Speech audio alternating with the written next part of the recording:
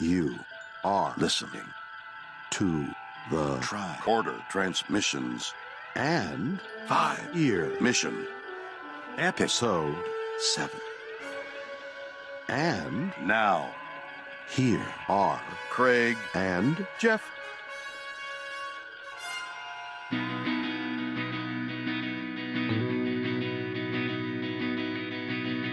You were lost and now you're found in the darkest depths under the ground.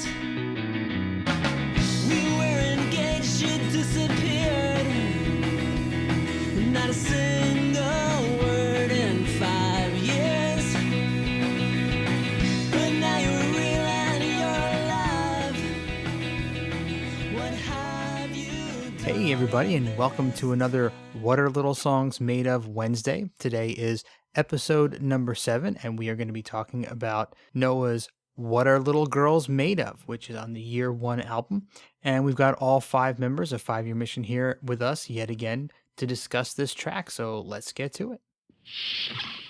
Well, speaking of top 10s and attractive Star Trek women, the next song that we're going to talk about is What Are Little Girls Made Of? And we're going to be going back to Noah for this one. And was this written from the perspective of Nurse Chapel, or part of it?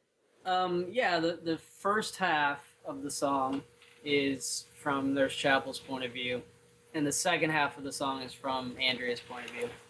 And that was intentional, obviously. And it was this song that, I had memory of the episode, but it was the rewatching it with the intention of writing the song that I was just like, dear God, Sherry Jackson, oh my Lord, she is so hot. Like, why did I not notice this earlier? Oh my God.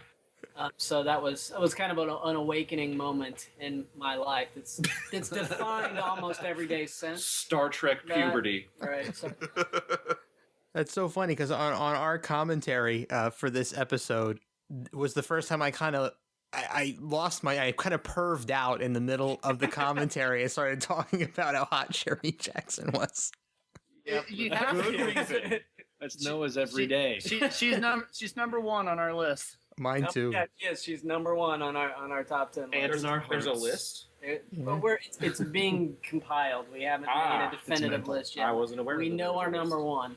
Yeah. We think we know our number two. Mirror, mirror. Yeah. Yeah. Yeah. Yeah, I think Craig Cohen is the only one who does not put Sherry Jackson on top of the list. Yeah, I would do a flip. I'd have Luna first and Sherry Jackson second. I'm doing the Charlie X eyes, dude. You need to shut up. Hey, everybody wins here, though. Barbara Luna's number two. We're not too far off. I was really mad at Noah because he claimed this song for himself. And this is back when it was just the two of us, and I was really looking forward to writing a song about Sherry Jackson and her skimpy outfit. About side boobs. Yeah. Yes. Oh, God, yeah. A lot of skin. That was going to be my chorus. The song that could have been. And but I'm actually glad that he did it because he did much more justice for the episode than I probably would have. The song has a great hook. I mean, it's very concise and really well written. It's just, I'd say, one of the maybe 3 or 4 most memorable hooky songs on the album. It's one that I never get tired of. I always like listening to. It was one of those songs that came. It was one of the songs that just like I wrote really fast. It was just came. There was nothing. What? No, it's not a long song. It's not a long song. No, but it was one that I just didn't. This is a prime example for Noah's length the song should be. Yeah. It's easier to write when they're shorter. It was all downhill from there. Every song afterward. Well, and to speak to the fact that it's from 2 different people's perspective distinctively in the first and second part of the song, I didn't realize that, just like in Mud's Women where Mike uses words directly from the episode. I didn't realize that Noah had done that until I think somebody mentioned it, and I was like, whoa. It just like, that's pretty cool.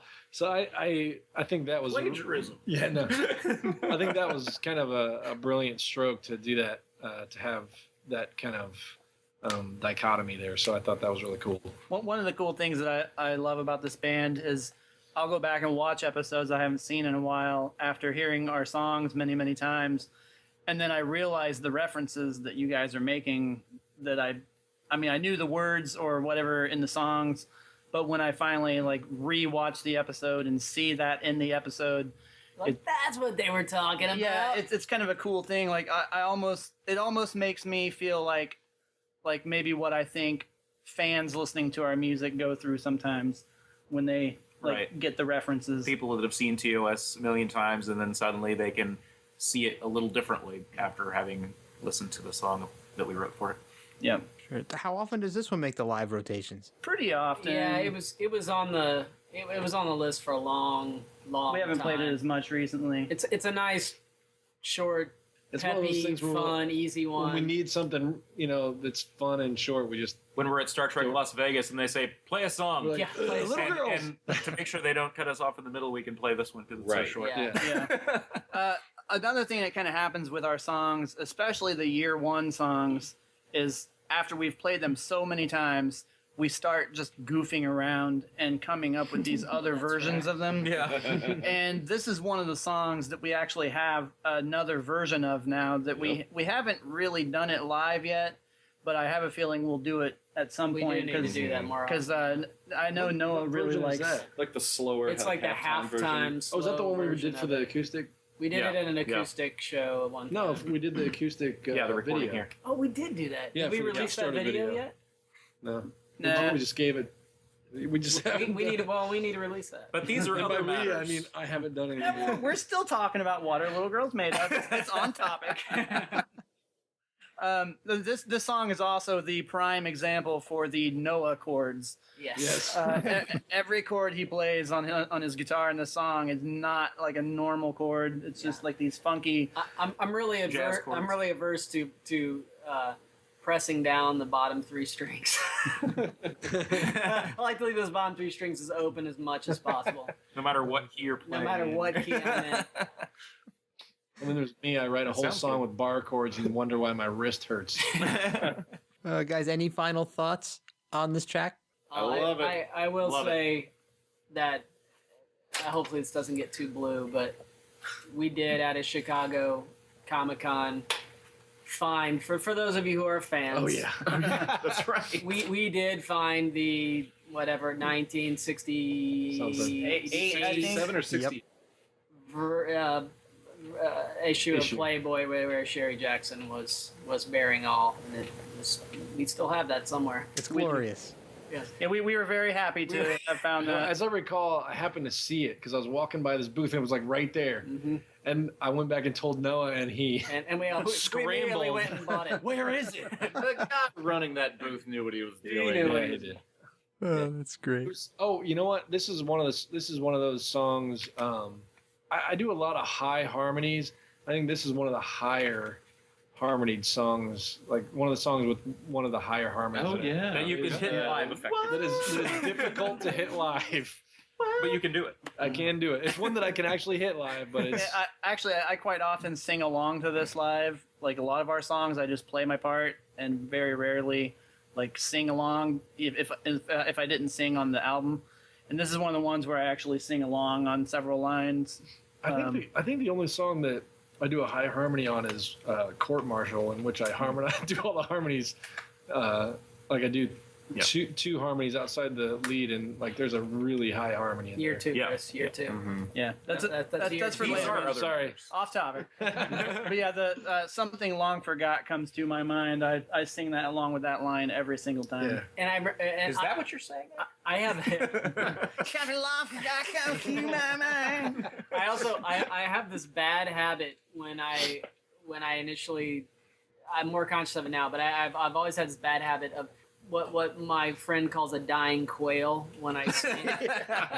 And like I take The Ted Leo. the Ted Leo, yeah. There you I go. take that last line and I just drag it out. Something long forgot comes to my mind.